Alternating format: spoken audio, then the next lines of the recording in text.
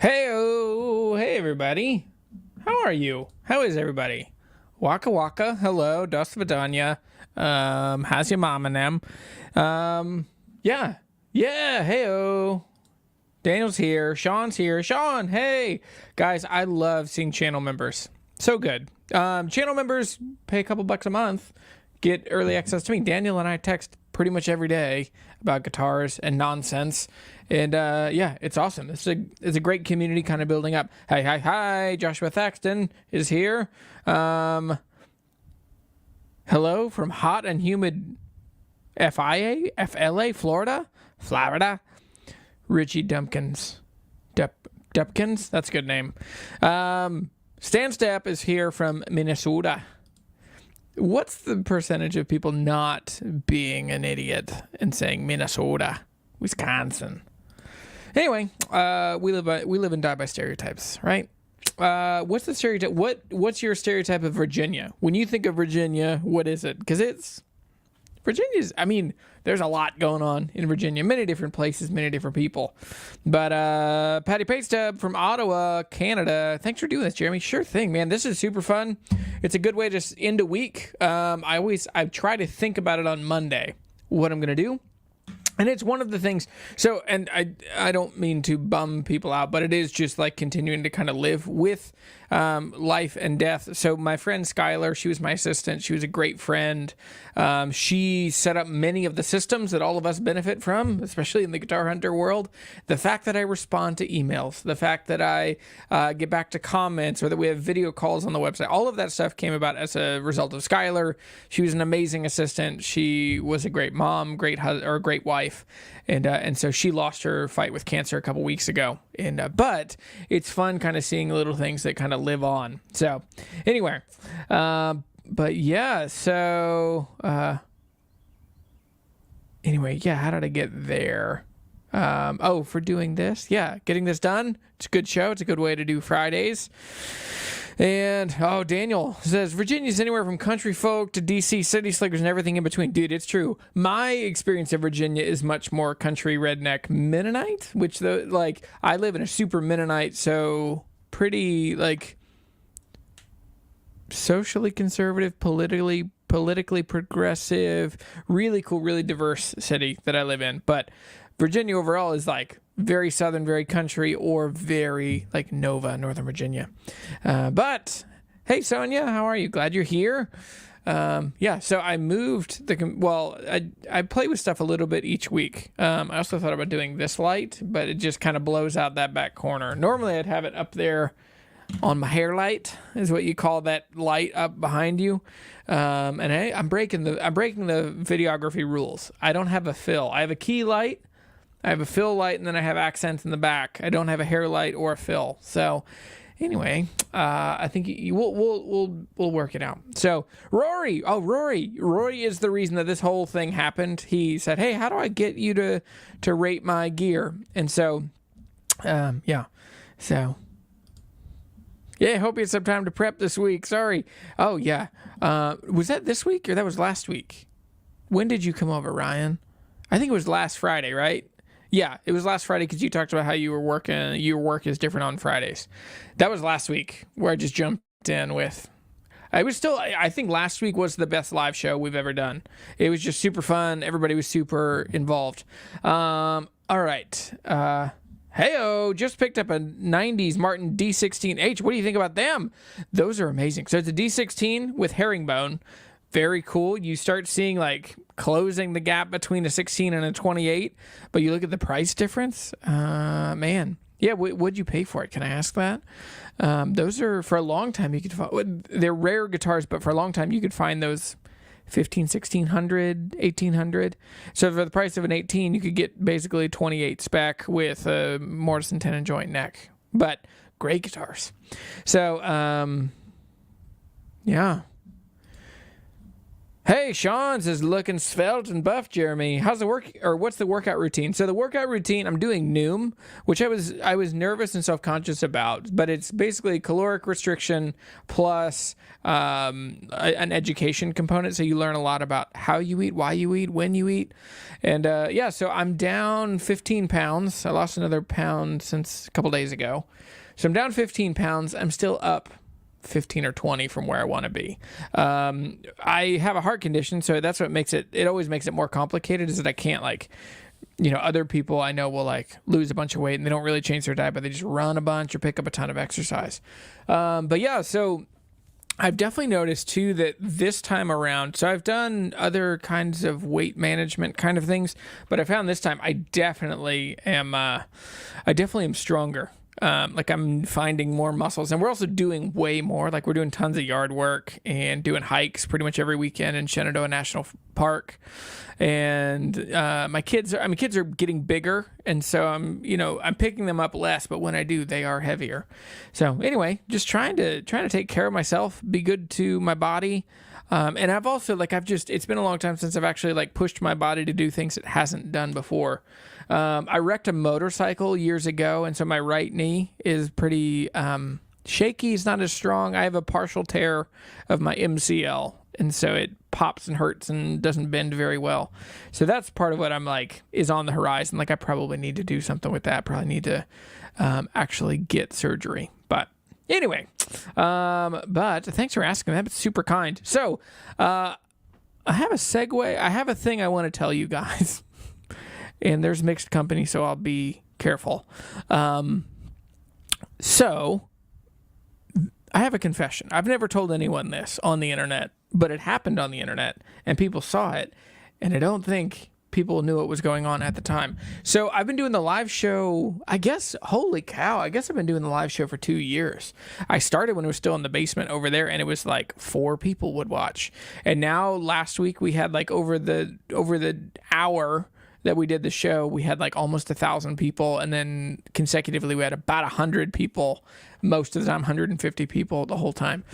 So anyway, a couple months ago, at some point, I don't remember when it was, but at some point we were doing the live show, and I had to cut the show short.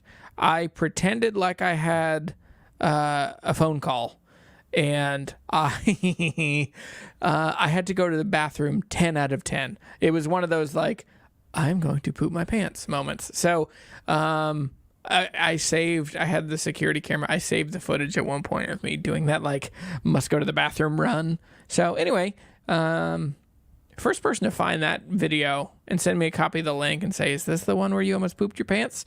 I'll send you a t-shirt for free. So anyway, just felt like I should tell you that. Don't know why, but I thought about it today. Again, don't know why I thought about it today. I'm fine. The show's not going to be cut short. I'm not going to, but I think in that one I pretended like I had a phone call. I was like, oh, my wife called. I have to go. Which other things that have happened during the live, that's what it was. My wife reminded me, because other things that have happened during the live show is like there was an accident in front of our house and somebody hit my car. Like 2 cars hit together, and then one of the cars kept going and hit my car. So anyway, oh, yes. That's an exciting thing. So the good folks over at the Acoustic Shop hinted that they might be meeting up with a hunter coming up soon. That's fun. Can you send me what video were they talking about? I haven't seen it. I've heard that. I haven't seen it. But anyway, yeah. So too much info. It's true. I'm sorry. It was on my chest. I wanted to come clean. There are no secrets. Probably should be some secrets. But anyway, so Terry, you're on YouTube this week. I can see, because I can see that logo there. So for the Rate Your Collection thing, how do we send pics, or is that part of the gig? So you can send them to info@jeremyshepard.com. And Terry, you have my email address, so you can send them to me. info at Jeremy Shepard, JeremySheppard.com. It's confusing because my name this week is Jimmy Sheep, which is one of my oldest nicknames. It actually came from 2 nicknames used to make fun of me in high school. And the guy who made up those nicknames used to watch the live show. He still watches the channel every now and then. But I had 2 nicknames. It was Jeremy Sheep Turd, and Jimmy Fathead. And one time he just, like, in drama class, like, just got it wrong. "What's up, Jimmy Sheep?" And then it stuck. So 2 nicknames used to make fun of me have become like a lifelong. There are still people that only know me as Jimmy Sheep. Ran into somebody recently, and they're like, "I don't see you on Facebook anymore." I was like, "We are Facebook friends." And they were like, "Well, I don't know. I looked for you, like Jimmy Sheep, and I couldn't find it." I was like, "You know that's not my real name, right?" And he's like, "No." Like, I was like, "I'm Jeremy Shepard." Anyway, but... there's a bunch of thunder outside. I doubt you'll hear it, but earlier today, because it sounded like if I leave my big shotgun mic on, if I, for whatever reason, I have the monitors going and the AC going, I'll hear like the wind noise, that like low rumbly sound. But anyway, yeah. Oh, hang on. It was literally a little hint they dropped in their live show yesterday. Okay, fun. I'll watch the live show. I'll watch the live show after this. So, all right. Hector. My Positive Grid amp just showed up. Just arrived. Any thoughts on modeling amps versus tube, and specifically the Spark? So I've never tried the Spark, but I love that idea of amplifier. I love the Yamaha THR. I was kind of an early fan of that, and like probably 2015 or 16, whenever they first came out, maybe 14. I had one pretty early on. I really like those. I think they sound really good.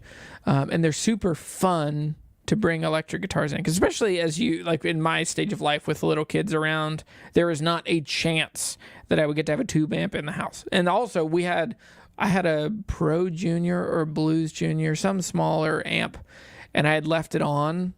And one of my kids, when she was a baby, like just walking, not talking, so like 12, 13 months, came in the room and saw the tubes in the back and touched them and burned herself, and then cried. And then from then we kind of realized, all right, we're not going to have tube amps in the house. And so since then I've been either in the basement or the attic, or since we built this studio out here. I mean, this used to be a one-car garage. Technically, it was a chainsaw repair shop. But anyway, so other modeling amps I love. I have the... I just did a video. Well, it's funny, man. Some videos. It was my 10 of 10, which in YouTube lingo is no one cares. Don't waste anyone's time doing this. But it's my lowest performing video of the last 10 videos I've done. But it was on ampless, or like amp on the floor pedals, where I had the Universal Audio Ruby and the Dream. And I still have the Dream, and I really like it. It's a really good pedal. Still very bright, but my daily driver is the Tone Master Deluxe. The Instagram reel I just put out of like sad, telly, jangly stuff was all on that. So anyway, yeah, I think they're getting really good, especially if you can get them to where they're full volume. And the thing that, I mean, most of those amps and modeling is very different than solid state. Like solid state does heavy distortion and super clean, but it doesn't do any of that Fender spanky in the middle. And so getting an amp that does that like edge of breakup is really important at full volume. So anyway, a couple of these guys have them. Daniel, I like the Spark. I have the OG one, and it's perfect for my office. Yep. Morgan, do you have one? The Spark was fun, but super bass heavy. I always kept the bass set to mine on 2 to balance it out. Yeah, that's what I've heard too. The Yamaha THR is like that too. I think it's better than the opposite of those amps having not enough bass. So with all of that said, let's... Oh, that's funny. These two. Daniel and Morgan, I wish I had a guitar playing friend like these two have each other. You guys, it's awesome. That's what I realized, like in my crew, no one like one guy kind of plays guitar and he watches the channel every now and then. And like when we talk, but he still like mostly just plays in church and that kind of thing. But I don't have anyone in my crew that plays guitar that much. So, my coffee is kind of weak. Whoops. All right. Well, I brought out a thing. I don't know how to exactly use it. I had kind of the way that I live my life is incredibly high aspiration and like 40% delivery. So this, I need to move it to the other side, so I'll have to do it this way. So this is the scale that I'm going to use today. Now, I had lofty goals of taking like 10 pictures of my face with a gradient of from the highest of highs to the lowest of lows to the deepest of sorrow all the way up to the brightest of joys. And none of that happened. So you got a scale of 0 to 10. I did have, like, for reference, a 0 is gonna be, let me move some stuff. Yeah, that's hot. I'm gonna move this stuff over here.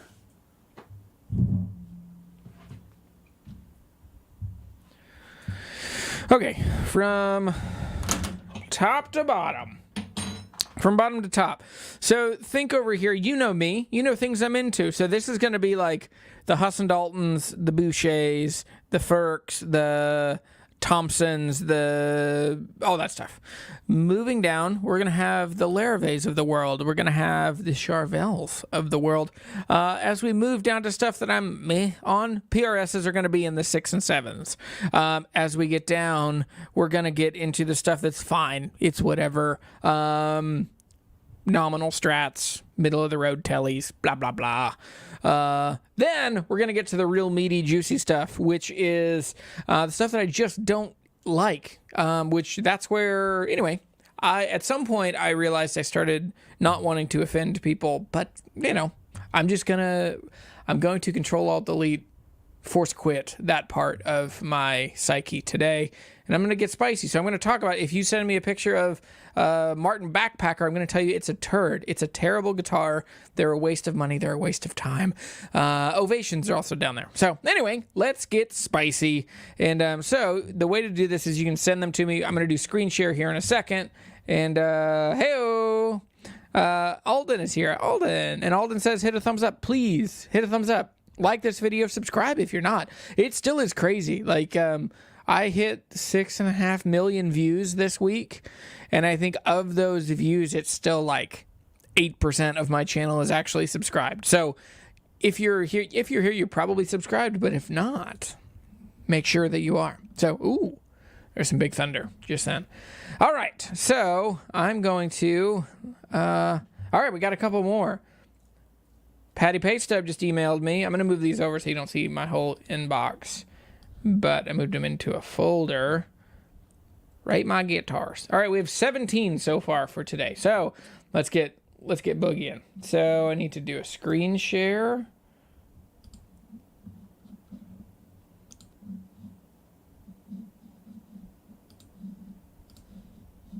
All right, how does that? Okay. All right, here we go.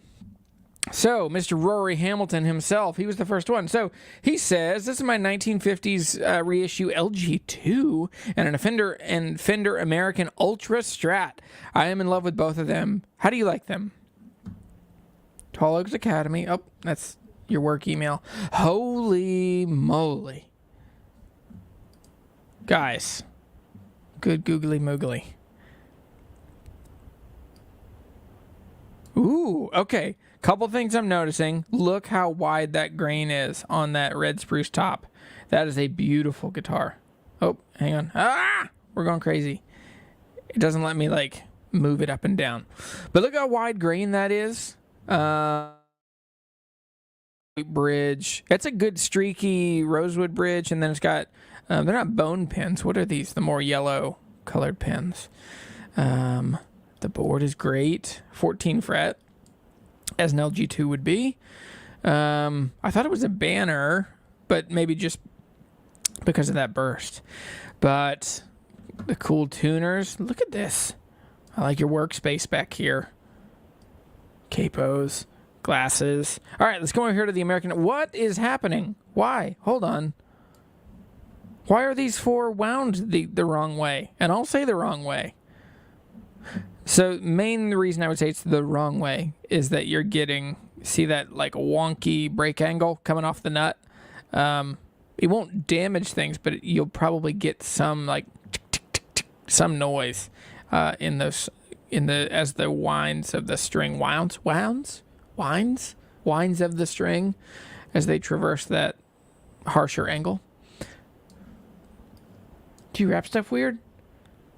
No? Wait, yes. What? Hold on. Why? Why are these wound opposite? Rory, what's happening, man? All right. I think you're a lunatic. That's what I think. So normally you'd loop these around. Are you able to see my mouse moving? Probably not. But, oh, I should take the scale off. Sorry. But, okay. So you wind both of your guitars weird. Let's look at this. Noiseless pickups. Not my favorite. In the saddle. These are the older style saddles. I thought these had been updated. And it's the S1. Okay, so there's a lot of electronic voodoo happening inside this Strat. It sounds cool. Usually in my opinion, what happens with the S1 is that they get to where they sound compressed, and I think it's just because they're not noisy. My brain tells me something is happening, even though it's still pretty much an analog thing that's happening. But I don't know. For me, I like to lean into what a Strat is. So for me, the S1 system. Now keep in mind, my only Strat is a Fender American Pro 2 that still has the push. So there's still some voodoo in mind, but I like this. I like the Sunburst. The two of these work really, really well together. So man, I think. Let me see. How do I get back to zoomed all the way back out? Okay, when I think about the two of these, the LG2 is freaking cool. X-braced, has a really great vintage style Sunburst. I like that it's black on the outside and then goes to the more kind of amber color. I like that it's not too cherry red. This is a really good guitar. And then the Strat is very cool. Now I on both of them, man, my brain has to make sense of why are the strings wound the opposite direction? I should come back over here to the comments and see, Rory, what you're saying. Rory was in here. Okay, you can't see my mouse. That's good. Okay, so when I'm over there, you can see my mouse kind of moving around.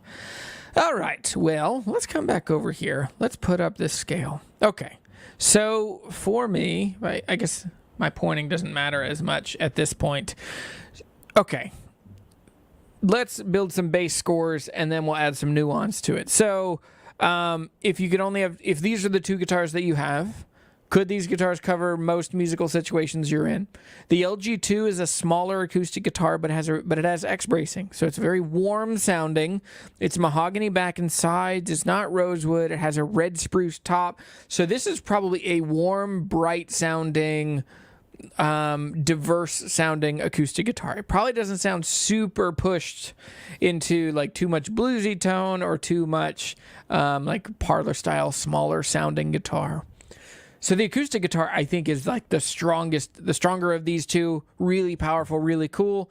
So for me, it has to at least be in the 8s. That guitar on its own, I would put an 8.6, which is a really high score, because that is just a very cool guitar. It's very comfortable, especially it's also very just culturally, momentarily cool. I don't mean momentarily. I mean in this moment we're in, this is the right guitar, and it's super cool. Sounds cool. Now the Strat it's cool. I like the Sunburst. I like that I can see this kind of thread between Fender and Gibson. They still have a similar style Sunburst. I love maple board Strats. My American Pro 2 is a rosewood, and I wish that it was a maple. But anyway, so I think that these two are really strong. I think the S1 system is just weird for me. The Ultra, anyway. So between the two of these, I'm going to say, what was it, 8.6 for that. I think the Strat for me is a 7.2. Is it an 8.6 to 7.2? I think we're right at a 7.8 for the two of these. This duo, I get it. And then you put strings on a guitar like a lunatic. So 7.6, I'm going to say, for these two. And let me come back over here to the comments for a second. Is Rory in here? Rory, show yourself. I'm here. I didn't even know I was tuning them wrong. Never Never too old to learn something. That's awesome. I don't mean to pick on you. Yeah, they should all go the same direction, because if you've noticed, you should be turning them all the same way. Like you would be turning them counterclockwise to tune sharp. Right? Yes, counterclockwise. I guess since you're from the UK or from... Are you from the UK? You're from Ireland? Anyway, I'll say anti-clockwise. Anti-clockwise. And then for the others, you should be... And then you would turn them also... You would turn them this way, which is still counterclockwise. When you tune them. So anyway, super cool duo. I'm super glad that you sent those. And you also, like I said, you inspired this whole this episode today. Yeah. So rule of thumb, they should always wrap away from the tuning pegs. That's true, but it may be a little confusing. Yeah. I always anyway, anti-clockwise, basically. The LG2 is the perfect size for me. I'm 5'8", and the jumbo are too big for my body. Dude, me too. I'm 5'9", 5'8" and 5'8", but I'll call it 5'9". But yeah, so for me, like an LG2 is perfect. My WLS right here is a perfect size for me. And yeah, beautiful guitars, Rory. Thanks for sharing. What? Sam, hold on. We've talked about this, but that logo right there, that's old James Madison, the Dukes of JMU. So what did I say? 7 point. Yeah, we're in a bit of what's it called? We're in a bit of where the points don't matter, where the rules are made up and the points don't matter. Whose line is it anyway? All right, so strong showing coming out here. So let's go back over here. I'm going to reply to Rory real quick. Rory! These are incredible. Super diverse. Okay, you're getting what I'm writing. I'm not fixing any typos.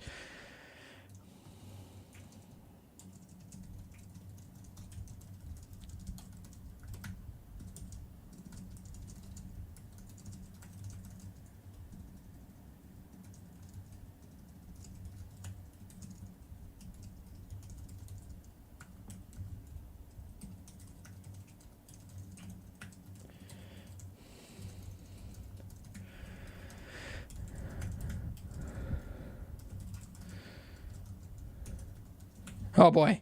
Oh, it pains my heart to send out that many typos, but it's got to happen. All right, Mr. Sam Chung coming up here. Ooh. 1994 Gibson Blues, good googly moogly. Holy moly. Okay, prepare yourself. Okay, this is so cool. All right. I need to come over here and take the scale off. Oh, it is good. Okay, so this is a 1994 Gibson Blues King. So this is basically an LOO. So hourglass shape, super narrow waist here, straight bridge, and then the tiger guard, but it's a very subtle. This is a tortoise, but still an LG or an LOO shape. 14 fret, which is cool. I prefer 12 frets. But they aren't super common. Good streaky board, dots on the neck, and then hold on. Okay, so this is an atypical style headstock. So it has the older style script logo, which it would have had from. This is pulling a lot of vibes from the 30s, from Robert Johnson, from that kind of era of blues guitars. Now the tuners have been swapped, or. So are these are Gotos or Schallers? 94? They may have been Schallers. Schaller.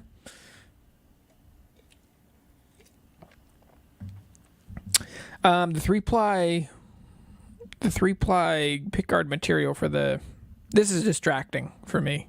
It also hasn't aged at the same rate. So see how yellow these inlays are? And then this is still very white around the pickguard, or around the truss rod cover. But Sam, this is a cool guitar. The purple case the brown case with the pink interior, the TKL. I can feel that tab in my mind. So satisfying. Doesn't have the cover, which is good. Those are annoying. But this is a monster guitar. And the sunburst is really beautiful and unique. Now, okay, this guitar benefits from the great thing that I love, which is guitars that are just the wrong name, and because of that, people don't value them the way that they should, and so therefore you can get a great deal on a guitar that people just don't know what it is. If this was called an L00, it would be $3,000, $2,500. But this is, and I don't know what the values on these right now, but this and the Midtown Custom and just Gibson is the biggest offender in this. They put kind of an unknown dumb name or some allusion to who would have played these guitars, but without any royalties assigned to anyone.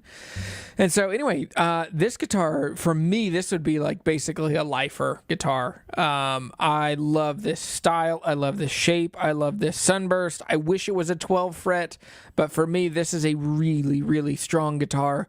And it's just so cool. It's also cool, like if you would be in a band or show up to an open mic or whatever, no one else is going to show up with one of these. So I bet that this guitar is a great guitar for the money. I bet it has a ton of vintage kind of mojo. This is also 94, would have been early Montana. So I'm a big fan of this one. Sam, are you in here? Are we talking about this?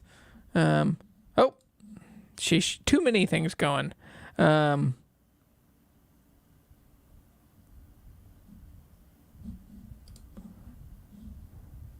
I mean, you can email him if you want. I'm sorry. Is there a better way for those of you who have your emails in here? Are you okay with this?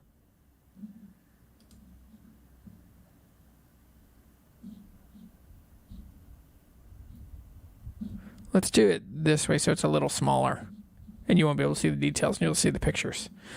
All right, so let me get back to the scale on this. This guitar is as cool as it can be. I wonder if it has a pickup. I wonder what the neck profile's like.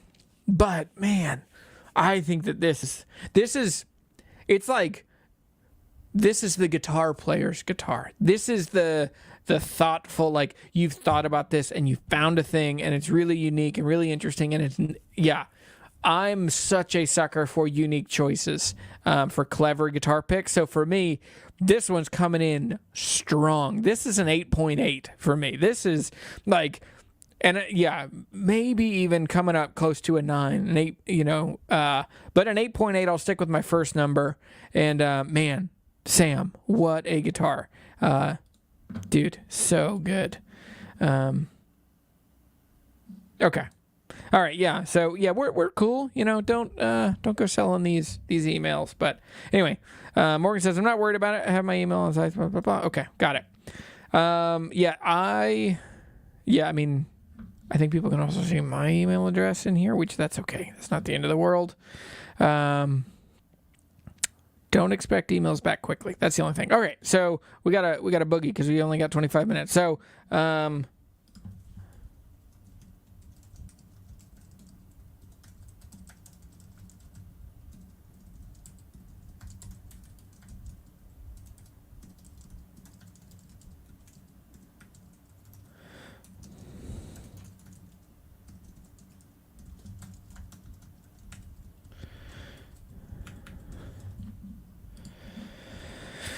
All right. Rob Coughlin's in here. Mr. Rob Coughlin. And this is, I'm still developing the collection, so be kind. The Firk is your fault. And I love it. All mahogany. Ooh. The TDL was built by me as a project. Dude, how cool. Oh, they're tiny. Okay. Look at that. Okay, so that's a Firk green. Right? Is that a green or maybe? No, that's a blue. So blue, all mahogany. So one of the things about Firk now is that Firk has committed that now every single guitar that they make is all solid wood. So their entry level are Sapelli or Kaya African mahogany. But this is one of the OMs. So that's a great guitar. What's cool is it will have the same neck as what is on both of mine are inside. Well, can't say both. One of them is mine. The other one does not belong to me and is quite expensive. It got into a fight with a forklift and it came out. It won. So anyway, I need to make a video on that. I've had it for a couple months and I haven't done a whole lot with it. But anyway, Ferks are unbelievable guitars, and they're also amazing because they took a bunch of us to the Czech Republic. Go watch that video if you haven't. The other one, this Taylor is very cool. Round shoulder, so it's the Grand Pacific. Is that shape? What do they call their round shoulder? But I love round shoulder dreadnoughts. This is a great duo, especially for somebody learning. I also love, we have to talk about this guitar rack for sure. It is very cool. I like this guitar rack a whole lot. And so anyway, but yeah, so this is a very cool one. And so let me come back over here, put the scale up. So for me, this thing is such a good duo. So on one way, you have a really bright, very present sounding guitar in the Taylor, and then you have a warmer kind of guitar. Talk to Terry. Put some like Manel strings or some nickel bronze, something that will age pretty gracefully and add some thump and warmth to that Ferk, and I think you'll have a great guitar that you really, really love. For what this is, I think this is a really, really strong showing. So this is a 7.8 for me between these two, and it's exciting to see where this can be. It should have been higher for having a Ferk. They're such a unique choice. So, yep.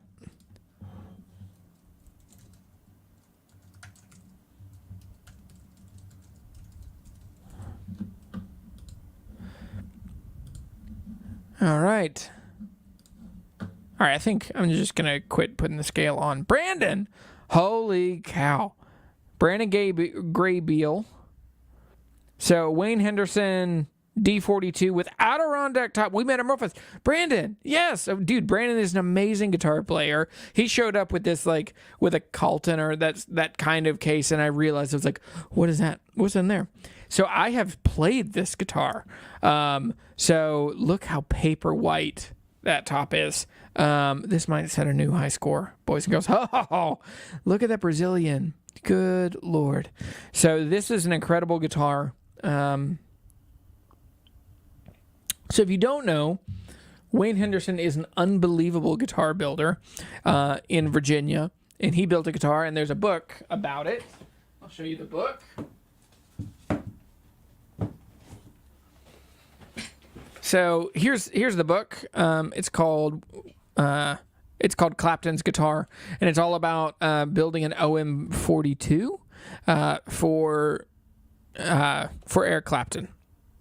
Confession: I've never read this book. I have a copy. I've skimmed it. I got the gist. I've heard the general story, but I should actually read it.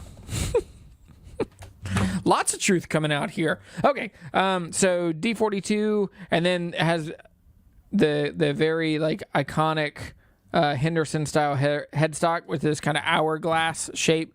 Really beautiful, really cool guitar. Now, keep in mind, I have played this guitar, and it is wonderful. An Elliott capo, of course. Why wouldn't you have a $150 capo with, like, I mean, what are these going for? $35,000? I mean, these are incredibly expensive guitars, and so it's just a beautiful guitar. Another tiny detail that really kind of shows you it's a Henderson is and other brands do this. Gallagher does this to some extent. Showalter Guitars does this as well, but having the bridge pins not in a straight line, but they're in a curve, just a small subtle detail that's really incredible. So this guitar is unbelievable and just is such great quality. Is this a different guitar? Hang on, because this one, oh, I guess it did. We didn't see it up close. So then there's the Henderson logo. There's that Brazilian under finish. There's the neck coming along. I've played this guitar and it is unbelievable. It is. They're just built as close as they would have been built to Martin in the 1930s, 1940s, but then 1930s. But then pushed up the quality of materials and the precision of everything. So, I mean, this guitar is unbelievable. And so to me, like, there's no way that this guitar is not a 9.1. Like, for what this is the absolute.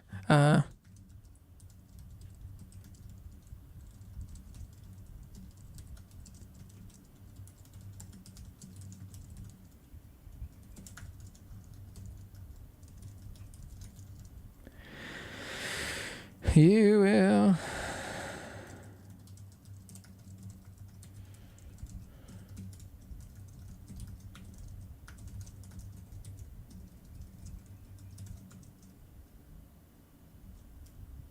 What did I say? 9.1. I said, this is the pinnacle of what a dreadnought can be. It's unbelievable, and I'm excited for you to have this, to use it to fill the world with music and friendship for decades to come. Thanks for sharing. 9.1. That's an unbelievable guitar. All right.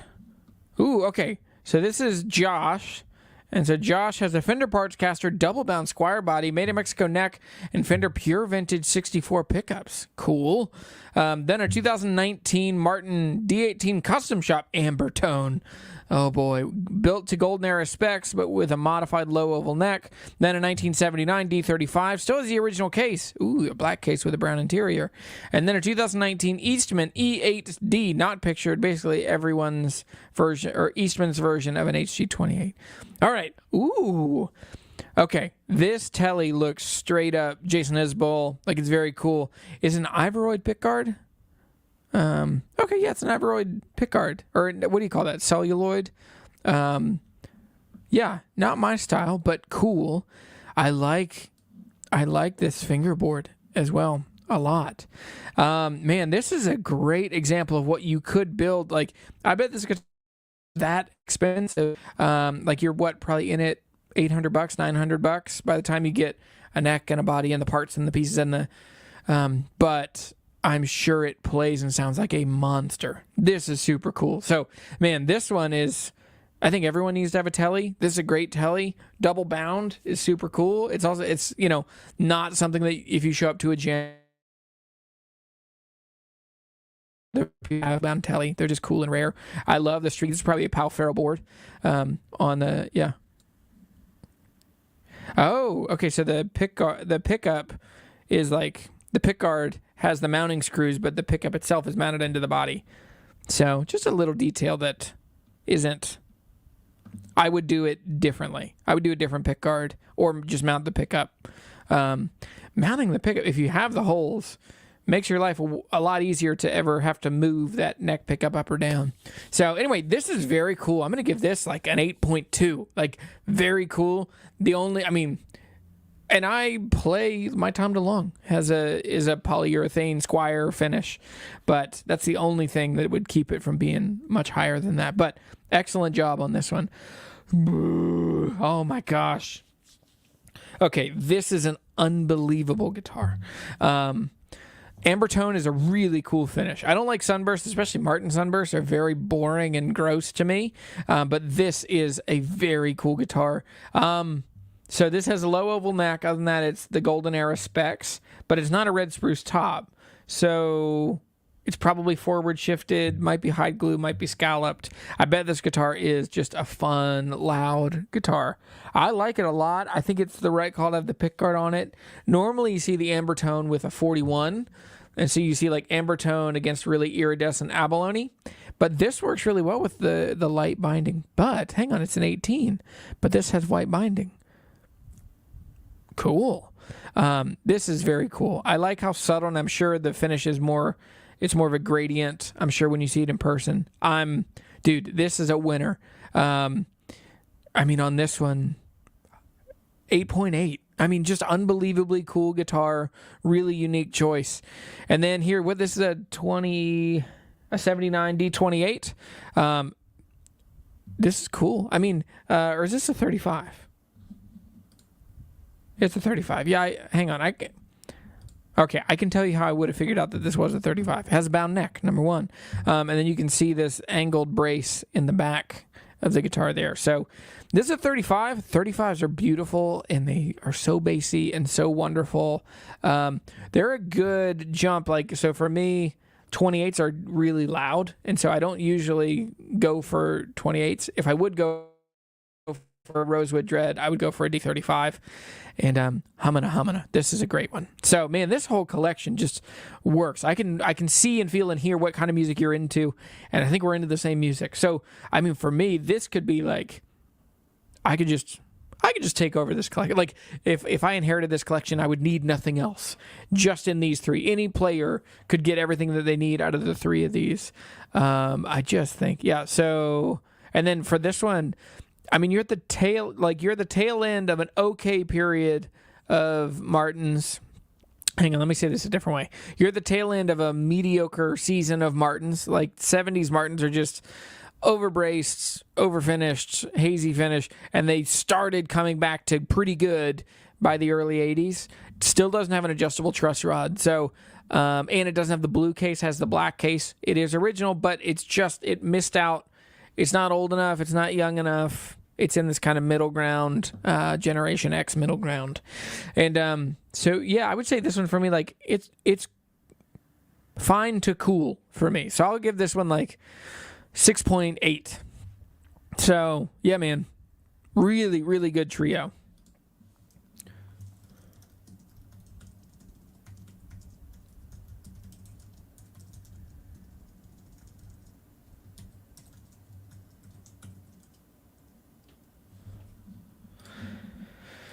Let me come back over here on the comments. No, you can email it. Email it to me, info@jeremyshepherd.com, info@jeremyshaphard.com. It's also down in the description down below. You can click it, and that'll give you. V-neck and I are not a good match. Yeah.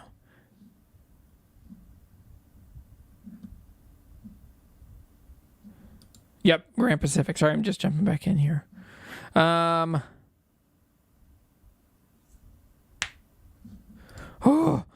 I could send you mine, but you already played it. Yes, I made a video about it. I mean, yours is incredible. Like, yours is the best playing and sounding new Martin I think I've ever played. As much hyperbole as that feels like, Baxter and I had several conversations where it's like, what if I gave you everything I have, which wasn't true, but I made him a trade proposal, but then you bought it when I did your podcast or your show. So, but it's, Aaron, yours is incredible. You need to do more videos with it.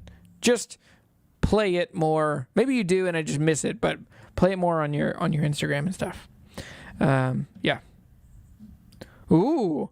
Alden says, my collection submitted is inspired by Dave Matthews, Coheed, and Mastodon? Let me find that. All right, Alden, where is yours? We're coming for Alden. Hang on, I don't see yours. Hang on one sec. I'm going to stop sharing and find it.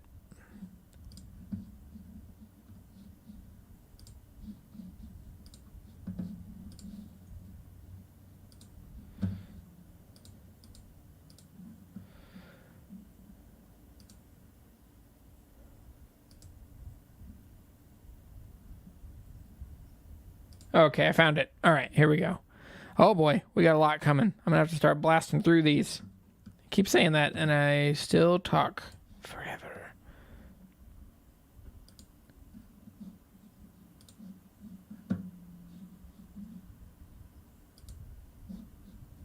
Okay. Where's Alden? Alden, here we go. All right, this is my kind of collection, I think. Actually, I just saw a sneak peek.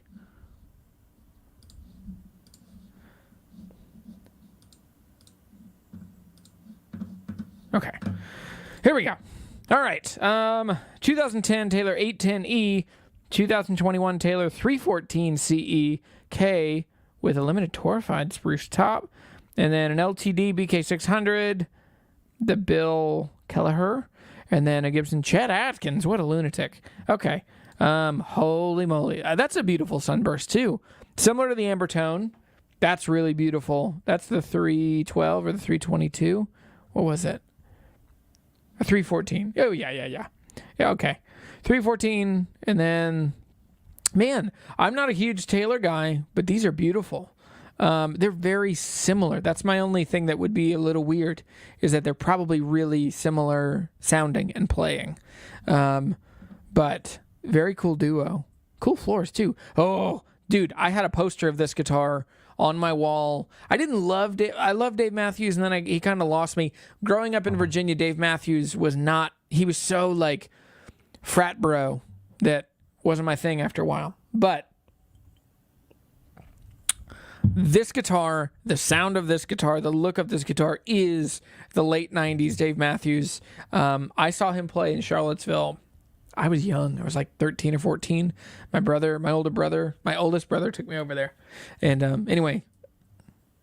Ooh, that is cool. That matte finish, that kind of green, that is very cool. This is very cool. My only critique is that there's a lot of redundancy between those two Taylors. I would get either a bigger folky sounding guitar or a smaller bluesy sounding guitar, because it seems like both of these are going to be bright, modern sounding acoustic guitars. So I would go with something that just has a little more mojo, a little more vibe. You've got the acoustic tones covered with the Chet Atkins. This is very cool. Alden, I would be super pumped to have these. Yeah. So I would say overall on your collection in total, man, very cool. Very much outside of my style, but I would still say this is like a 7.6. Like, this is a strong, like, cover a bunch of ground. If you would get like to cover just that other corner of your guitar collection of like folky, warm sounding acoustic guitar, I think that would really balance things out. I think you'd be pushing an 8 for sure. All right, I'm just gonna keep rolling. Robert, I saw you in here just a second. Robert Baker. Oh my goodness. Is this an OM42? What is this? Looks like an OM42. Or, yeah, OM42. That's what I'm sticking with. The vertical logo, the open gear tuners. I mean, I don't typically love snowflakes are really growing on me. But I love the vertical logo. I love the open gear tuners, even the gold tuners. I think if you go lots of abalone, you just need to have gold. Like, they just need to be together. Ooh, look at that abalone around the fretboard extension. That's when you know you're not dicking around. I know it's an OM because of this pick guard. It took me so long to figure that out. Like, how do I tell a triple O versus an OM? So there are a couple things you can't just see unless you're really, really talented, like telling the scale length. I don't know who could do that, what lunatic could do that. But for me, when you get the pick guard that doesn't curl around as much, it's shorter, it's more round itself, then it's an OM. So this is an OM 42. This is a really cool guitar. How do I... Back off, man. No! Quit! Okay, there we go. Ooh.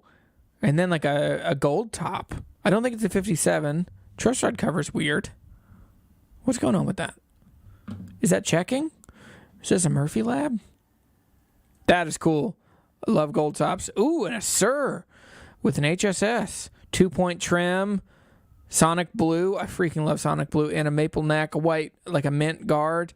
This is very cool. The humbucker is jarring to the senses on this one. I also I really don't like Strat bridge pickups. I think that's the most boring sound that they have. But I don't know if like a big black humbucker is the right answer aesthetically, in my opinion. So for me, I would do like a zebra. I think would be cool in here. Or yeah. And then, ooh, what is this? That's crazy. Is this an SGX? An SG Junior? You didn't tell me what this is. What is it? That pick guard is crazy. I think they called this the SGX, but that logo is throwing me off.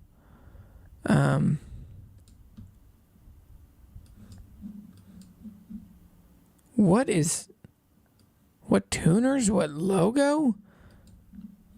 I like your nightlight, bro.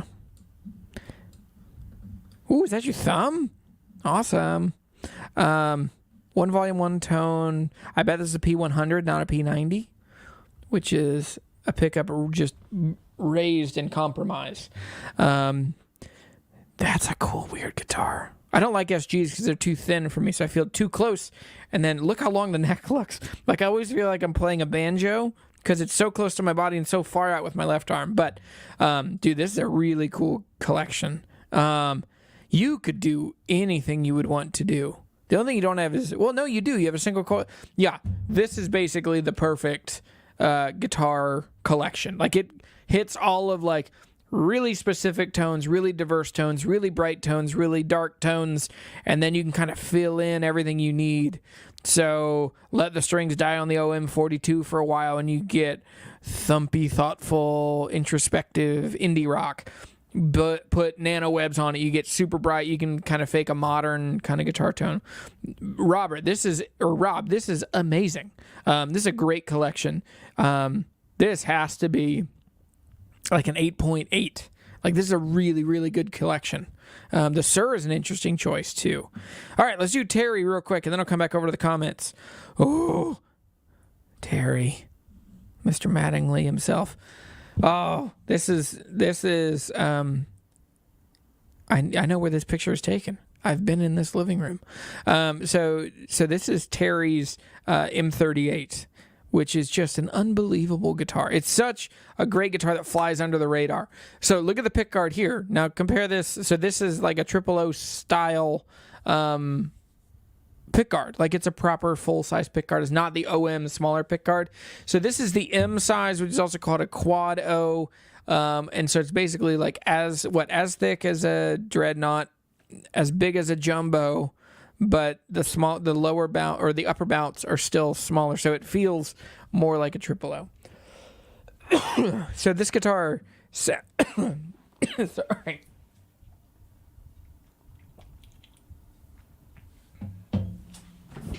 Just a monstrous guitar. Terry has my favorite collection of guitars. This is a 2004, I forget, 2001. It's a triple O 15S. So it's not the M version, but this is back. So a couple things. This is back in the early 2000s. This is proper mahogany, and then you can see it's early 2000s because it has that big square sticker on the back. Part of me loved when they went away from that. I like the style of not seeing this big sticker inside, but it was one of the ways in which I was able to figure out what models were what and what guitars I liked and who had what guitar when they played at church or when they played at a farmer's market. I could kind of get close and see that sticker inside. But they've changed over the last couple of years, so now it's just on the neck block inside. But he also swapped. Didn't you swap it over to Waverly's? I believe to the Waverly tuner. So this is Terry and I share a love for smaller body mahogany guitars, 12 frets, open gear tuners, slot headstocks. Okay, this is probably my favorite guitar I don't own. And I want to own it, Terry. So just keep me in mind. Oh, you didn't even send me a picture of the whole thing. That's funny. So this is a Santa Cruz. This is a 12 fret. It's basically like it's a what is it? It's a D18 12 fret slot headstock, big wide nut. This is an unbelievable guitar. The other thing is, like, look at how straight this break angle is using the slot headstock. And so that is just a really excellent guitar. Ooh, Terry, is this you? Oh, yeah. Here we go. I found a picture of Terry. Terry! That's awesome. You also centered. It's very, like, icon of you. Okay, I'm sorry, Terry. Okay, this is, this trio is unbelievable. And I know I've said that a lot. I need new words. Aspirational. This is aspirational for me. All of these are just so good. And they cover a very specific kind of thread. And so, Terry, I love this duo. And this is a 9.1 for me. Your Santa Cruz, like I said, it's my favorite guitar that I don't own. And I want to own it. So let's talk about that. Let me know if I can own it. All right, so here's... Okay. So I really wish... So Rob says, I really wish my Sir was an SSS. You could swap it. Just swap the pick guard and put just a single coil in there. Murphy Lab. Oh, yes. Okay, sorry. So, yeah, I didn't look at the comments during this. But, so then we've got Terry's M36, not an M38. My bad. 2002. That's super clean for 2002. And then you put Waverly's on there. It's a D12 Norman Blake. Yep, absolutely. So I have a funny story. Years ago when I worked at a guitar shop, the guy that I was working for said, hey, I've got to run to the store, but later this afternoon, Norman Blake is supposed to stop by. No, hang on. Yeah. No. Other way around. I was working in the guitar shop, and I was there by myself, and this older guy came in, and he's super kind, and he's an unbelievably talented, incredible guitar player. And he finds this old, it was an old, it was a Washburn, or it was something like turn of the century, ladder braced, 12 fret slot headstock, small guitar. And he sits down and plays, and it is the best I've ever heard anyone play guitar ever. And he just kind of sits there and plunks around for 15, 20 minutes. And then we just strike up a conversation. We talk about old Martins, and we talk about, great fingerstyle guitars and which musicians we like and what we're into. And he's like, well, thanks so much. And I remember thinking, like, I liked how round his glasses were, and he just had a very kind of calm, chill style about him. And then he left, and I was just like, oh, that guy's super nice. Didn't catch his name. And then later my boss came in, he's like, hey, Norman Blake is supposed to stop by. He may have already been here. And I was like, what? And then I realized, I was like, oh. And in the bathroom, there was a playbill from when Norman Blake had played a music festival in the Shenandoah Valley in the 70s. And I all of a sudden realized, like, oh my gosh, I'm a dummy. And that's Norman Blake. And and it probably is better that way. Like, I didn't know who he was, and I just got to sit down and just have a good conversation with him. And I think he seemed, in hindsight, he seemed to have appreciated that I didn't, like, lose my mind over who he was. So, all right, Edward just sent one as well. So,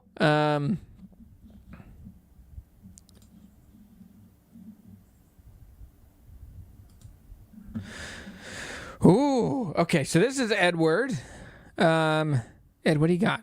76 Les Paul Signature, only 1,800 made in a 4-year period. Ooh, I've seen these before. 2004 J160. I've heard you play this. Hang on, no. I've heard you play one of these. Oh, yes, this, is this an S100 or a J100?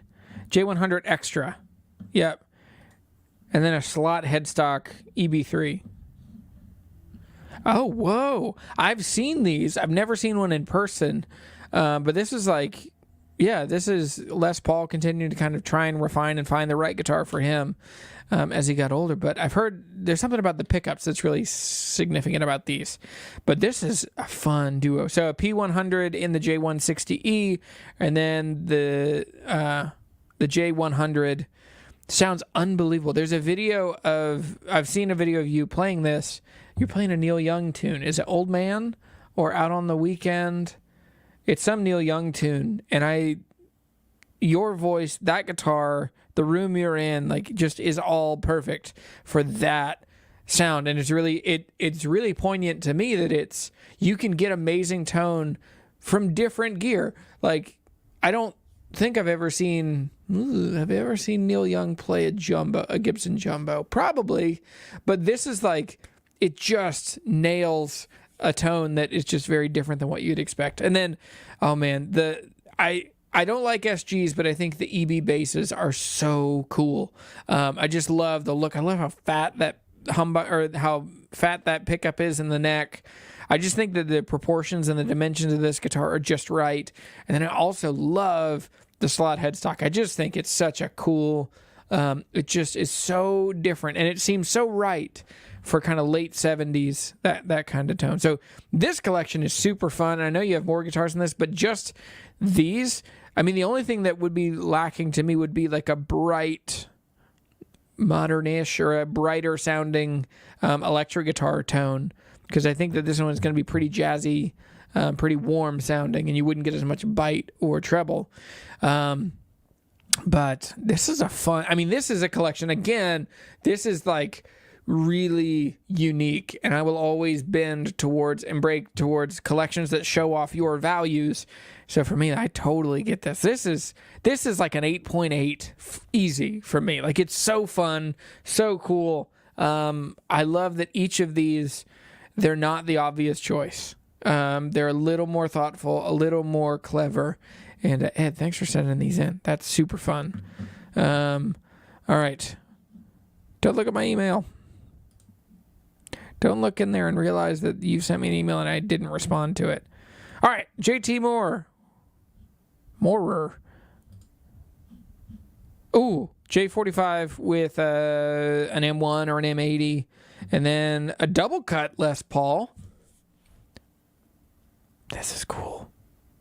This is a great duo. Like, if you're going to have two guitars, this is a great duo. I like that it's left on the neck pickup, which shows that that's a warm, spanky kind of tone.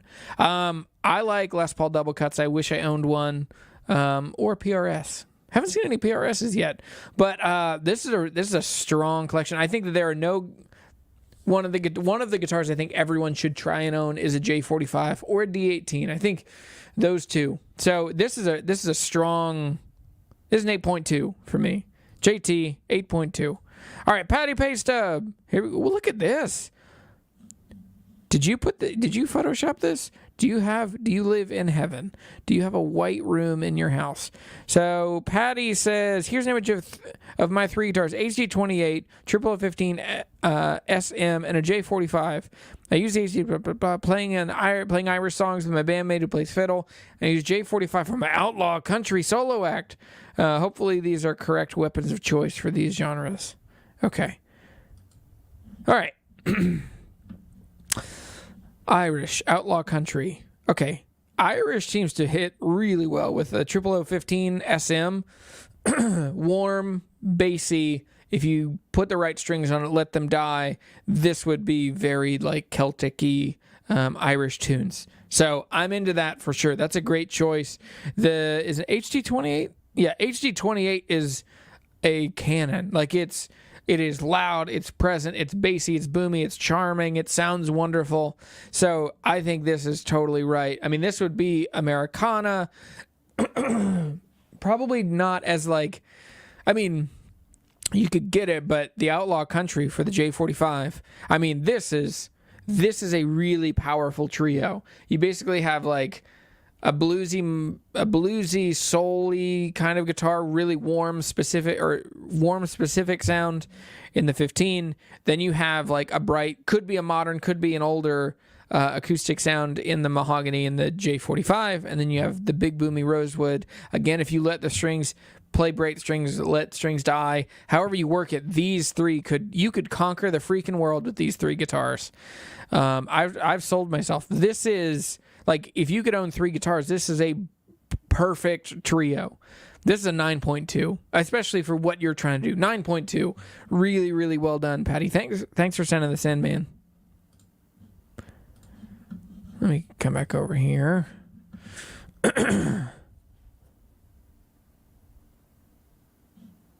Yep, I think I got them. That's what it is, the low Z pickups. Yep. What's the difference between a 0015M and a 0015M Streetmaster? The Streetmaster has like a relic finish to it, and it's a bit of a sunburst, so they make it look a little older, but I think, as far as materials go, I think they're pretty much the same.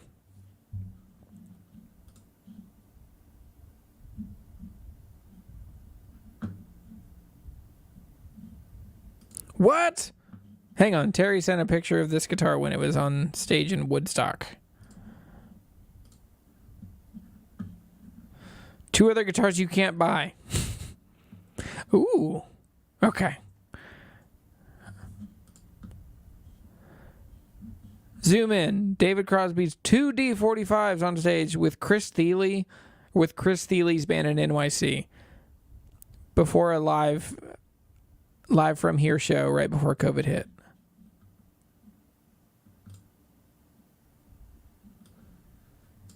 Oh. Two D45s. Show off. Is Chris Thiele's F5 in here?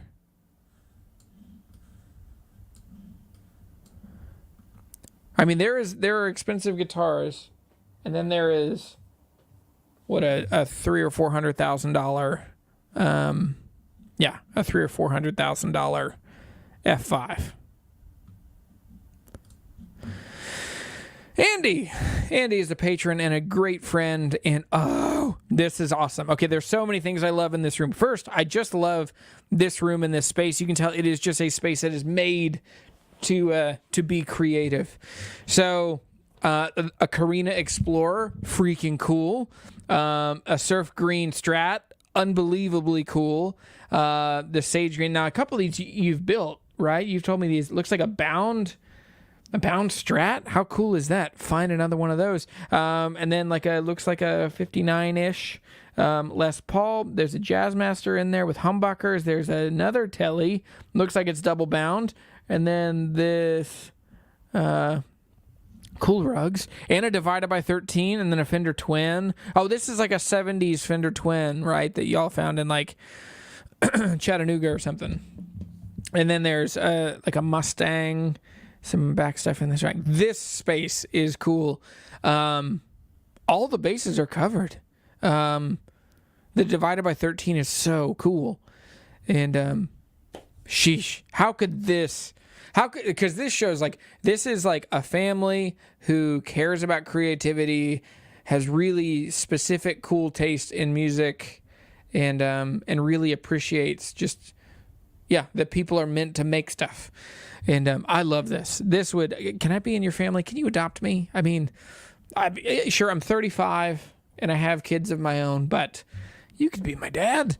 Okay, this one, the one that gets me is that Carina V, or that Carina Explorer is so just, sheesh, it's cool. So, dude, this is a 9.2. Like, this is a room I want to spend a few hours in. Andy, thank you for sending this in. 9.2. Zach Saucier. All right, we're just going to jump in. Taylor 410. Cool. Really good, unique choice. Gloss top, I like that. This one's like 8.2. I like the spicy, more angular bridge. Oh, I wish just the way it worked out. I traded my AD-17 away. I love it. I think it is the best guitar Taylor's made in 20 years. I love this guitar. For me, this was like an 8.8. Like, it was such a great guitar, and it got so many compliments when people would see it. Ooh, an Eastman. Looks like a smaller one, a 339. This is also just a really well-composed picture, especially with just that kind of whatever that teal aqua color is, with the really rich kind of amber and kind of reddish amber colors. Whew, very cool. Sorry if that blew out your ears, blowing on the mic. It looks like a 339 size, which is not my favorite size of semi-hollows, but this is a really beautiful top. A good guitar. So this is like a 7.7. Oh, a G&L ASAT. How cool. I knew from those pickups. That's the first thing I knew, and then I checked the headstock. This, again, great composition. Like, whoever's doing these pictures, they're picking the right complementary color to go against the guitar, which I wouldn't have paid attention to 5 years ago before I started doing YouTube. But I love G&Ls because you kind of see that Leo was never satisfied with the design and kept working and refining and making things better. So this is like a 7.7 for me, like better than any Strat or Telly. But you're always gonna be like, well, actually, Leo Fender, after he sold Fender, he went on to make Music Man and then G&L. So you just have to be a historian to play these guitars, which is just a little bit of a pain. Wesley Colston. Oh boy. Yes, that's it. Oh man. Okay, so this is like a mid 60s, late 60s, that thicker pick guard. I'm betting 65, 66. And looks like the adjustable bridge has been swapped. A Grand Pacific, another Taylor 0015 SM, and then what is this? I've seen these. I can't place what it is off the top of my head. Oh, it's one of the newer harmonies. Oh boy. Oh, we're in too close. Okay, so it's a harmony. I don't know if it's a newer one. And then Taylor. Ooh, that truss rod cover is cool. There's the G. What is this? This is the Heritage capo. How do you like it? Is it rattly? I had one that was good but rattly. What is happening? Why am I? Okay, and it looks like there's an IMAX in there. Look how wide that grain is on that J50. So J50, very cool. Belly up bridge. Thick pick guard, which is a bit of a bummer. Those can be a bit of a tone suck. Ooh, that's a very bent G tuner. And then tuners have been swapped as well. But man, this is a powerful collection. It's very warm sounding on the electric guitar. Not going to be very bright, but gold foil pickups. So this is a cool like indie rock setup for sure. It's a Juno. That's what it is. A Harmony Juno. How cool is that? This is a great. Look at that. I'm just nerdy, but it makes me feel great that I got that right. This is a really, really great quartet of guitars. Super folky, jangly, good, bright, modern, capable guitar. Really warm sounding, really warm sounding fingerstyle guitar, and then just a fun kind of indie rock, indie electric guitar. This is an incredible setup. You should be super, super proud of this, especially at any point in your life to have these guitars. It shows that you've got kind of an eye on how you're putting your guitars together. Dude, this is really, really good. This is an 8.9. No, let's call it a 9.0. I understand round scores are rookie scores, but man, this is Wes. So well done. Morgan, let's do yours. Here's my collection after a recent purge. That's good. I feel like I have all the necessities covered. Good Strat, Les Paul, good acoustic. Well, acoustic guitars, if you can justify a couple electric guitars, you need to have a couple acoustic guitars. Okay. You told me about this. Okay, you've told me about both of these. The Strat is like a 79, right? And it's super cool and incredibly heavy, as all 79s seem to be. You should do some homework because I don't know why, but Fender for years, from 79 to 82, they used S9 serial numbers. So there are lots of guitars that are masquerading as 79s, but if you pull them apart, the neck stamp will say 80, 81, 82. Well, late 81, 82 would have been Smith Strats by then. Like, they would have had no input jack on the top of the guitar. It would have been on the pick guard.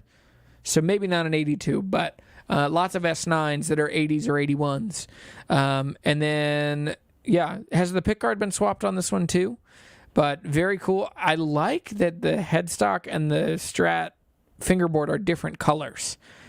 I don't know why that is, but I like it. I also like the tremolo on it. But this is a good trio. And then you have the Silver Burst, and this is a Les Paul Studio, right? And you went into the store asking, I want a guitar with a neck crack. And people are like, what? Why would you want that? Okay, sure, we'll give you a deal on that. Which is a great strategy. What's the worst damage that doesn't bother me? And go search that out. I should look for Martins that need neck resets. Nope. I'm afraid of those. Those drive me crazy. What's the equivalent? Top cracks in an acoustic guitar? Back cracks? Anyway. And then this is a J185. We've talked about this. This is a J185. It looks blue, but it's just because of the picture. But I love that abalone sound hole. I like the maple, the super bright inside with the darker finish on the back. Dude, this is a trio to conquer the world. You can cover anything you would want to cover tonally, and really specific choices that are really very nuanced. I like the three of these. So, dude, this is an 8.8 all day long. This is a really, really strong trio. Daniel! Let's get to Daniel. Okay, so I think I have to go to the second email. Wait a second. Where are they?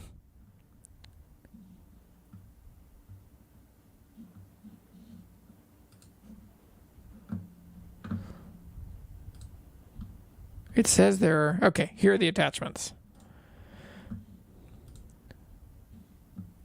Okay, this is your Washburn I've seen this one before. It's got a weird raccoon eye. And then that's your D18 Modern Deluxe. Awesome guitar. Get a strap button. Ooh, I know that one. So that is a 1914 Gibson L3, L1? I don't remember. We made a video about it. I don't remember anymore. Ooh, I've played this one, right? Didn't you bring this one? This is a Jazzmaster, and sheesh, what a cool guitar. I bailed. My confidence left me saying Jazzmaster. I always have to think like Jazzmaster, Jaguar, Music Man, Music Master. But dude, the tortoise, the tortoise, this isn't, what color is this? This isn't Sonic Blue. This is not Daphne. There are too many things here. Jazzmaster Daphne Blue? Okay, yeah. Oh boy.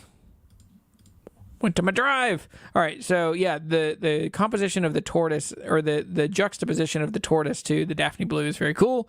Ooh, crazy Nashville Telly. Oh, I know that guitar. That's a Wright Lutherie J35. I love and miss that guitar. How incredible. It's the best. It is the best looking maple back and sides I've ever seen. Then there's an LOO. There's a Studio. There's a Junior. Your D41, which I love. I want a D41. I want your D41. And then this is the Maton, the Travel Maton. And then, oh, yes, this is one that you just bought from my friend Elliot. Well, you bought it from me, and I got it from my friend Elliot. But that's a 1966 Epiphone Century, and it's really cool. It's basically an ES-125 without a cutaway. And then there's the Regal, and then a banjo, your tater bud, and then a little mandolin. Oh, this is one of the first ones that you sent for one of these forever ago. This is the Israel, whatever his name is. Hey, hey. Ooh, I didn't know you had that.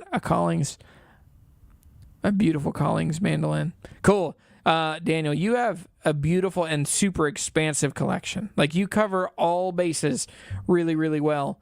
Yeah. I mean, there's nothing you're lacking. There's, like, sometimes it's, like, your collection is interesting because it's so expansive that it's hard to pick out, like, a theme or a thread. But I really, really appreciate your collection and your knowledge and specialization in so many different kinds of guitars. So I think for me, like, this collection is like an 8.7. Like, it's a really, really good one. And I'm really a big fan. All right. I got 3 more. Nope. 2 more. Oh, this is vintage guitars. This is Simon. And let's start with a fight. These are in the stand wrong, and you're a lunatic if you put them in treble side out. These are right. Also, it turns out just don't put guitar stands against the left wall of a place, because then you end up having to it's the right wall. It just gets you. No, neither way does it make sense to me to put them in the other way. Oh boy, that is a graffiti yellow Tom DeLonge. I know it. Oh, man, this is one of my favorite guitars that I wish I would have owned. Okay, so look how cool. So it's the color's thrown off because it's against that Daphne Blue. But this is a Mark Hoppus bass, a Tom DeLonge guitar, a Tom DeLonge Strat. And then, dude, this is such a cool collection. So Simon, he and I became... Like, we just got close on Instagram just because I tagged him. His account's name is Vintage Gibson Acoustic. So each time I have a Vintage Gibson Acoustic. Dude, this is like, we were born at the same time and care about the same things. Oh, look at that. Like, so this is a True Vintage banner reissue in LG2. And then there's a Guild. Looks like a D40, a Bluegrass Jubilee. Then there's, I think he tells me what everything is. So this is a Hanika 52AF Classical.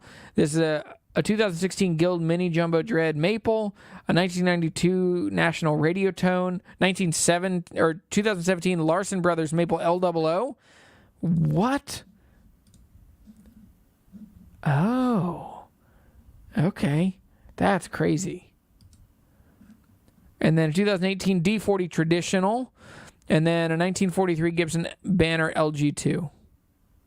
Is that an actual one? Or a reissue? That might be an actual one. No, I think that's a reissue. It's so clean that I bet it's a reissue. This is unbelievable, and I'm into all of these. The fact that you have a graffiti yellow Tom DeLonge is my favorite part of this whole collection. This is a 9.3. I love this. Huge fan. All right, Kevin Dean. Kevin Dean just recently started Black Creek Guitar. Here's my first guitar I built. Sitka over Waterfall Bubanga.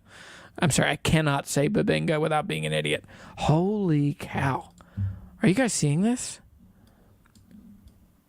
Can you imagine this being the first guitar you built? Okay, so first thing that stick out to me, lots of modern guitars seem to all use the Goto 710s or whatever these are called. They're very like round, but it matches the headstock a lot. I like that green. I mean, this guitar has a lot going on. Holy cow. This is unlike anything I've ever seen. Just the level of bevels and contours. And I like this like pedestal, this little chamfer around the center part of the bridge, and then it pops up. I like how thick how meaty and substantial that saddle is. I like how crispy and straight the 6 tuners are. This maple burl along the corner, holy moly, it goes all the way around. Whoa, the whole guitar has like a chamfer or a bevel to it, and then it's over Bubanga. So let's look at the back and sides. Wow, look how thin that headstock is. That freaks me out. And then big smiley face volute. Good maple neck. Whoa, what is this? What's happening there? This is unbelievable. Look at, okay, so the Bubanga, and then the same thing with the green, with the maple burl. Okay, this guitar is not without, I have some concerns. Let's talk about this guitar. Yeah, that's an amazing craftsmanship. Very nice job. Yeah, absolutely. This is the Vulcan guitar. I like that.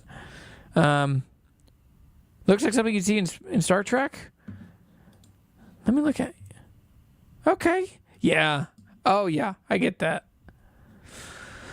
Okay, so my concern with this guitar is the bevel around the outside. You're forcing yourself to have a smaller soundboard. And then with this stuff added around the sound hole and the fretboard extension, there's more glue, less top. I wonder how this guitar sounds. I mean, guitars are a constant balance of aesthetics and beauty, and then materials and actual quality of tone and construction. So I'm curious. I'm curious to see how this guitar would sound. But yeah. Yeah, how unbelievable is that? That is some first try. This is someone who is like, I'm sure they've thought about building guitars for a long time before actually building one. And yeah. So, man, this is, for what it is, for the fact that this is the first one, I mean, this is like Fretboard Journal. This is Guitar Bench Magazine.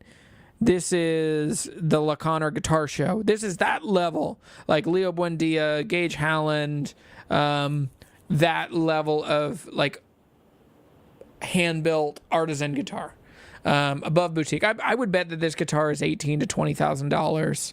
Now I'm guessing, but that quality of guitar, there's just no way. So anyway, I really like this. So let me give this a score, and then we'll land the ship. How could this not? I mean, the amount of time and effort and skill required to build this guitar. Now, with that said, it's a lot. It's noisy. Like, it's loud, just in its aesthetic and design. I think for me on this, I'm going to give it lower than my intuition and my optimism tells me. I'm going to say, for me, this guitar is like an 8.4. Like, I think it has unbelievable components to it, the quality of the materials, but I'm concerned about the smaller, I'm afraid about the aesthetic the aesthetics encroaching on the quality of the tone of the guitar, I'd be really interested and curious to try this guitar. So 8.4, unbelievable. So all right, well, guys, we did it. My throat hurts because I've been talking for an hour and a half, but this is really, I love these. You guys have incredible good guitar collections. Before I started doing YouTube, I would have a couple guitars. I'd have, 3 or 4 guitars at a time. And, man, this one just really makes me happy for you guys. You've all done such a good job. I'm sitting too low now. I'm sitting to where my toes are just like barely touching the ground. But, yeah, what do you guys think? Any questions, comments, slanderous remarks? How do you like the scale on this? And I should say, so this course, or this is brought to you. I almost planned it. I almost did it right this week. Let me move out of the way. So this week, this live show is brought to you by 2 groups of people that we should talk about. Number 1, it's brought to you by Write Guitars Faster, which is my course. A lot of if you wonder how I think about guitars, how I buy guitars, how I sell guitars, I worked through this course to cover it all in really specific detail in a way that is helpful and flows and gives people practical advice to buy the right guitars for them that you want to grow old with and have for the rest of your life. So check that out. There's a link in the description down below. You can also go to guitar-hunter.teachable.com. Had a couple people buy it this week, which is super fun. It's 19 videos. You could do it in a day if that's all you did in a day, but most people do it over 3 or 4 days on the fast end and then a couple weeks on the slower end.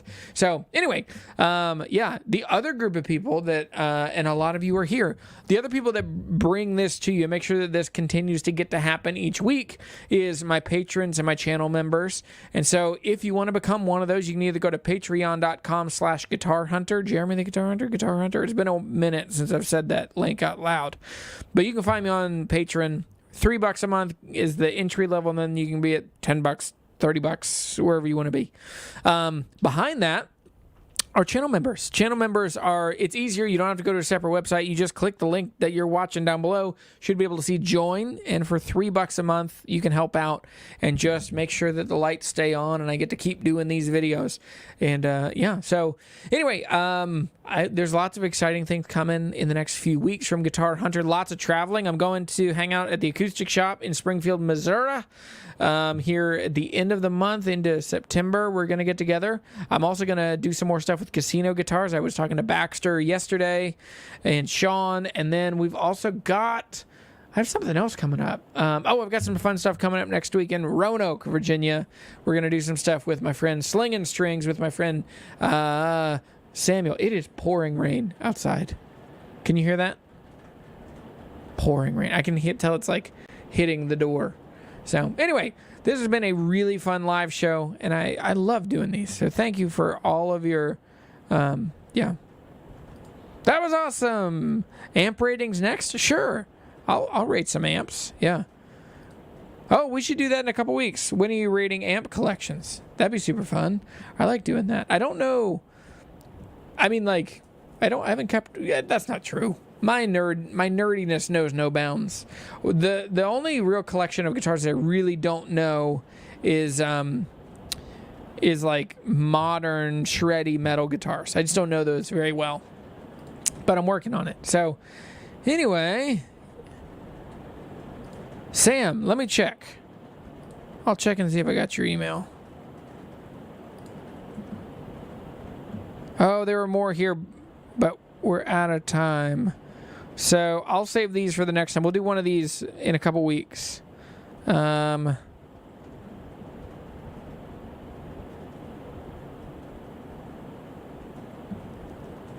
I didn't see one.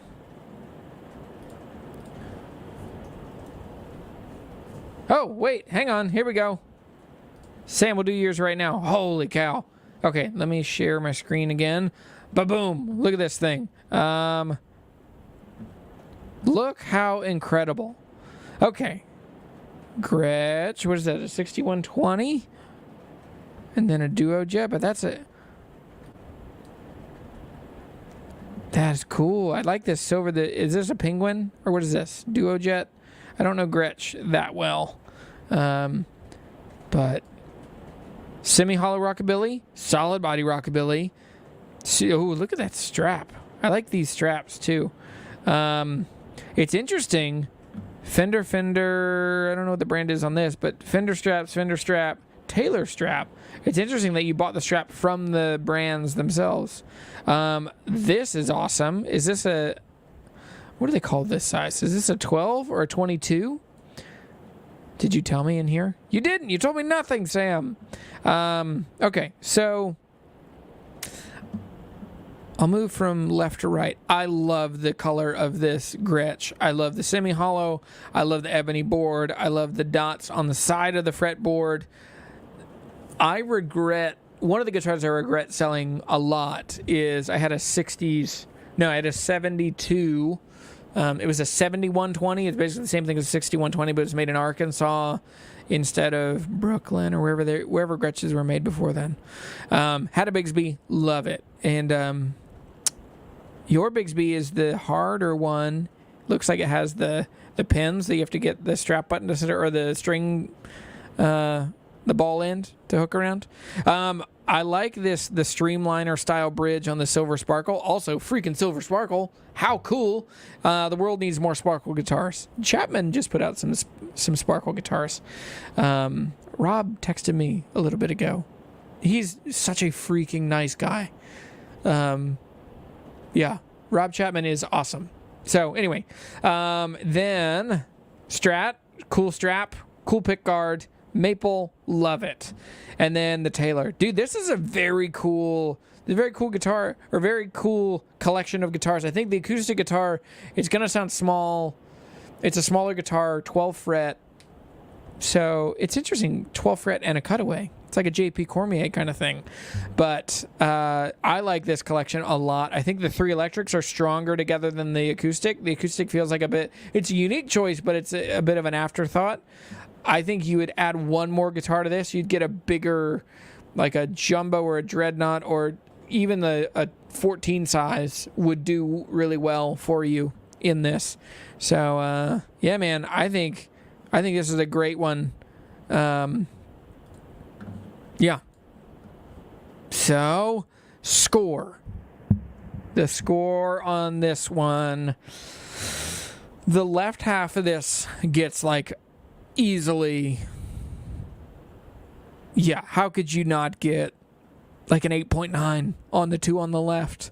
And then the two on the right. The acoustic loses me just a little bit, even though it's many things I love. Slot headstock, 12 fret.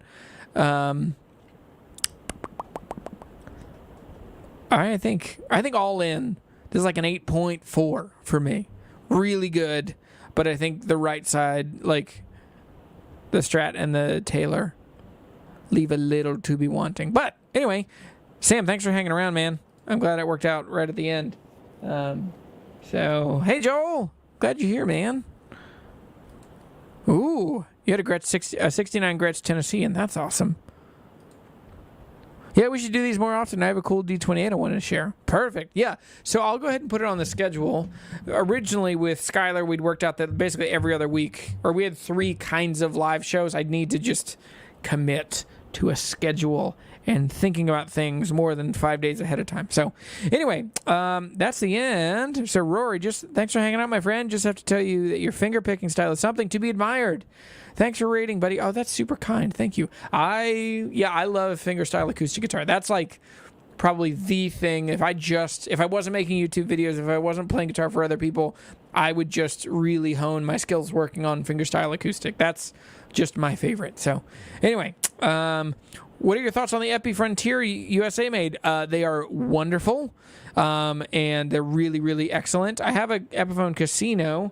I guess it's right back behind me. One of the USA-made casinos that I got a little while ago. And, I mean, yeah, they're really excellent. I would love to get a Frontier. Sweetwater asked if I'd be interested in one, and I said yes, and then we just haven't closed that loop. So, anyway, thank you, everyone. Please, Rasmus, what are your thoughts on pre-war 217s?